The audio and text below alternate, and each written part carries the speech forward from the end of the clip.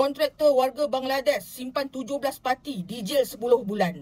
Macam ringan sangat je hukuman dia, 10 bulan.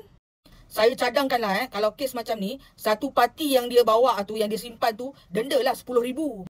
Dapat juga kerajaan duit. Bantu juga kerajaan sikit-sikit. Dah lah diorang tu parti, tak ada permit. Jalankan perniagaan sesuka hati.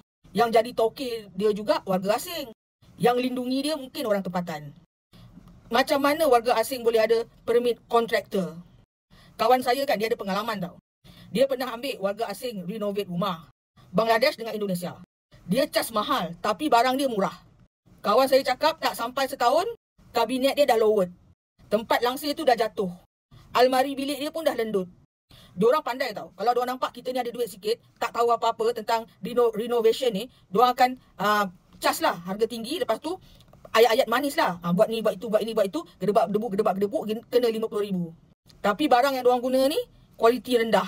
Tak sampai setahun runtuh. Ini cerita betul tau, bukan tipu-tipu tau. Satu lagi, aircon. Diorang datang je servis, diorang datang je repair.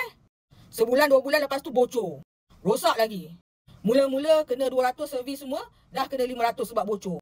Kalau macam tu lebih baik, beli aircon baru. Korang hati-hatilah sikit dengan kontraktor warga asing ni. Dia tak nak keluarkan resit, jadi kita susah tau nak tuntut ganti rugi. Waranti pun tak nak. Betul tak korang?